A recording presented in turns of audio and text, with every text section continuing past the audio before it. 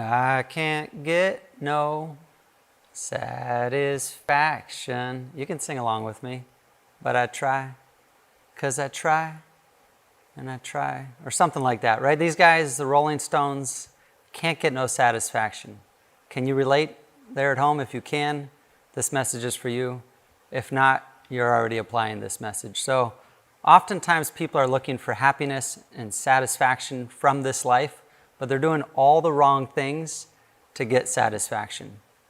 It reminds me of going to a dentist and telling the dentist that your tooth hurts, and the dentist says, okay, well, take some Advil, or here's a really strong painkiller. This will take care of it. You go, okay. Isn't that just masking the pain, not really taking care of the problem? You're just, what are you doing?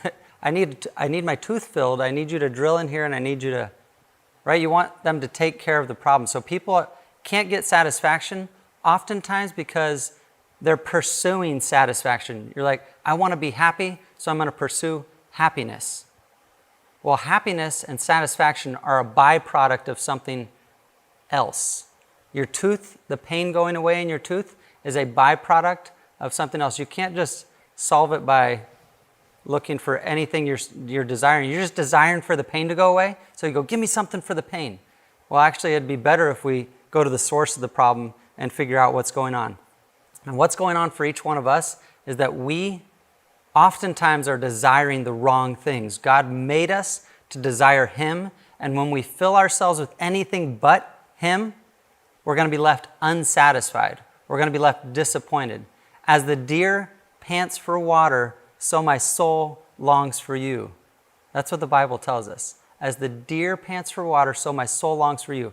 When our souls are aligned with the Lord, when we're doing the right thing, what we truly desire, what we really need, is to long for Jesus. So as the deer pants for water, deer just wants water really bad, so my soul longs for you, O Lord.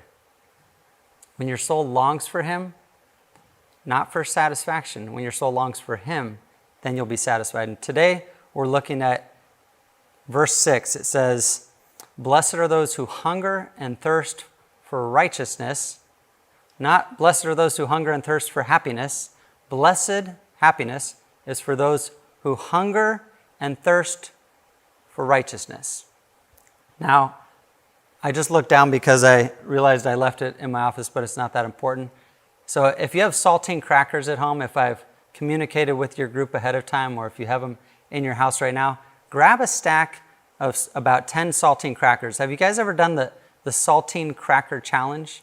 Because this reminds me of hungering and thirsting. When I have seen people do the saltine challenge, so the saltine challenge is you take 10 saltine crackers and you try to eat them as fast as you can and get all of them eaten, completely eaten in 1 minute.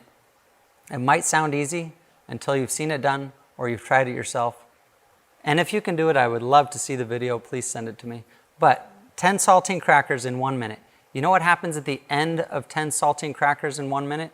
You are very, very, very thirsty for something. You want water. You want something liquid to get rid of the saltine thing going on in your mouth, because it just absorbed everything and dried your mouth out. Even talking about it is kind of drying my mouth out, which isn't good because I need to finish this video. But we want to hunger and thirst for righteousness. So as bad as you want water after you've eaten saltine crackers in 1 minute, and you got that, that's how bad we want to hunger and thirst for righteousness. If you've gone several days without eating, and you just start getting, or several hours for something, right? You're like, I'm so hungry right now. When you're really, really, really, really hungry, that's how much we should desire righteousness. Blessed are those who hunger and thirst for righteousness, for they shall be satisfied, or they shall be filled. So if you have the right appetite, the right desires, you're going to be filled. If you have the wrong desires, you won't be filled. So how do we get this right desire? So blessed are those who hunger and thirst for righteousness. Who is the righteous one? Jesus. So blessed are those who hunger and thirst after Jesus, seeing Jesus in somebody's life. So blessed are those who hunger and thirst to see people saved, because righteousness comes when people are saved. Apart from Jesus, no amount of hunger and thirst for anything will bring satisfaction. If Jesus brings righteousness to us, because that's where righteousness comes from. All of our best works are filthy rags, according to the Bible, without Jesus. So blessed are those who hunger and thirst for righteousness. That means you want to see more Jesus in your life. That means you want to see more Jesus in other people's lives. So if you hunger and thirst for righteousness, you're hungering and thirsting for more Jesus. And without more Jesus, you're just going to keep panting and panting and panting, because our hearts are restless, as we looked at in week 1, until they find their rest in you. That's what Augustine tells us. Our hearts are restless until they find their rest in you. So we can oftentimes confuse our souls. We can confuse our spirits when it says, I hunger and thirst. So what I hunger and thirst for must be a good thing, right? Because that's what our society says. Our society says, whatever your heart wants, that's what you should go for. A heart wants what a heart wants, or whatever people say. They'd say all these different songs, all revolving around follow your heart, give your heart its desires. And when you follow your heart's desires, sometimes your heart is going to have wrong desires. So you can actually change the desires that God created in you, but you can also change them back and align them with the Lord. But a drug addict, for example, desperately longs for the next hit of that drug. Was he born wanting that hit of drug? Not unless his mother was a drug addict, probably. Probably wasn't born with this really strong desire for this drug. But you learn with this appetite, as you do more of this drug, whatever the drug is. It looks like I'm eating a drug. I don't know if you eat whatever the drug is. When you're doing this drug over and over and over, you start to create new desires in your heart. Now, your heart was supposed to be longing for Jesus, and you've replaced it with and messed with the wiring in your brain, and now you're longing for whatever sin your sin might be. The more we do it, the more we start to satisfy that flesh, and the stronger that flesh gets. It reminds me of this saying that I'm going to get wrong, but it's attributed to Native Americans. That Native Americans supposedly say that there's 2 dogs at war, fighting within every person. And you know which dog wins? The dog you feed. So if you've got the dog of the flesh and the dog of the spirit, and you're feeding your spirit more righteousness and more righteousness, you're going to want more and more and more righteousness. When you see Jesus moving in your friends' lives, you see Jesus moving in your life, you see Jesus moving in other people, you want more of it. You're like, oh, I long for more righteousness, and it's satisfying. But when you keep filling it with it, it doesn't say, blessed are those who hunger and thirst for more Netflix. But a lot of us, oftentimes, if we're honest, we're like, I just need one more episode. I hunger and I thirst for the next one. When are they going to release it? Right?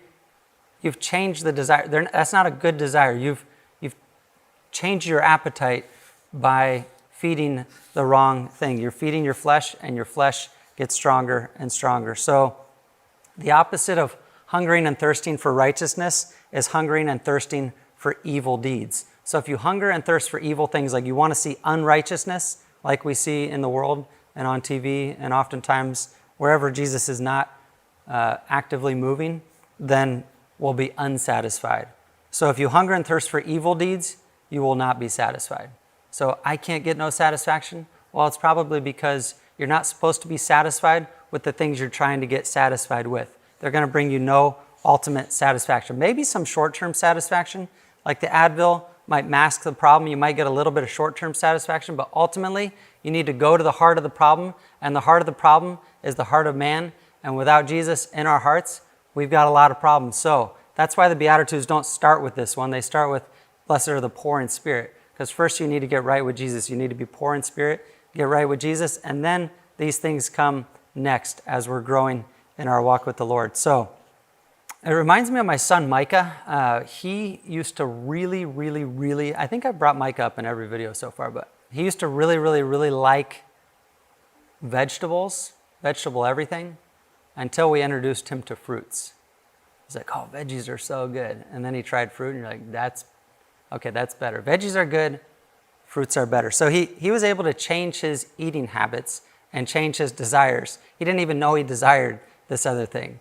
Sometimes we change our eating habits and we start desiring the wrong things because of what we've introduced into our lives. So start starving the one that's desiring the wrong things and try to change it to put the things in there that we should be desiring. So this is what Jesus says about this in John 7. And I'm already quoting Jesus by being in Matthew 5:6, but this is what Jesus also said in John 7:37. He says, Jesus stood up and cried out, "If anyone thirsts, let him come to me and drink.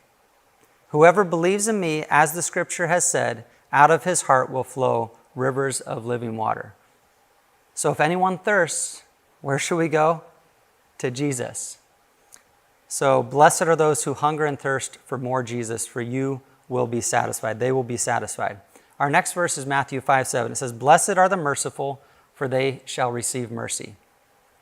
This is a really, really, really good one for relationships. And guess what? All of us are in relationships, not just with our spouse, with our kids, whoever it might be. Any relationship that you're in, blessed are the merciful, for they shall receive mercy. When you give mercy, you're very likely to receive mercy. This is one of those reciprocal things where whatever goes around comes around. That's not always true, but with mercy, it often is. Mercy, this is what mercy is defined as. Some people define it this way: not getting what you do deserve. And that thing that you do deserve is something bad. And grace is getting something good you don't deserve. So getting something good you don't deserve, that's grace. Mercy is not getting what you do deserve. So you deserve eternal punishment in hell because we're sinners. But God gives us grace, and he gives us something we don't deserve, which is his mercy and his death on the cross for us. So in relationships, I think one good way to show mercy is to be quick to apologize. So if you can, in relationships, I can almost guarantee you've done something wrong, but some people say, but he's really hurt me. That's the point. That's the whole mercy thing. But he doesn't deserve it. No, they don't deserve it. That's the whole idea. That's the idea, yes. So apologize for what you can apologize for and make it easy for them. Be merciful in helping them to repent if you've had something done wrong to you. But the harder it is for you to be kind to your spouse or kind to your kids, the less likely they are to be merciful when you've done something wrong. And guess what? We've all done something wrong, and we're not done doing stuff wrong. So you're going to need mercy from your spouse. And if you want mercy from your spouse, start giving mercy to your spouse. If you want mercy from your coworkers, from your boss, from your kids, whoever it might be, boyfriend, girlfriend, how about start showing them mercy? Because you're going to need it, believe it or not. So this is what one pastor says about this passage. In the midst of our corrupt, ego-centered, and selfish society that tells us to grab everything we can get, the voice of God tells us to give everything we can give. The true character of mercy is in giving. Giving compassion, giving help, giving time, giving forgiveness, giving money, giving ourselves, whatever it might be. And I'm going to end with this illustration. A mother once approached Napoleon seeking a pardon for her son. The emperor replied that the young man had committed a certain offense twice and justice demanded death. But I don't ask for justice, the mother explained. I plead for mercy. But your son does not deserve mercy, Napoleon replied. Sir, the woman cried, it would not be mercy if he deserved it, and mercy is all I ask for. Well then, the emperor said, I will have mercy. And he spared the woman's life.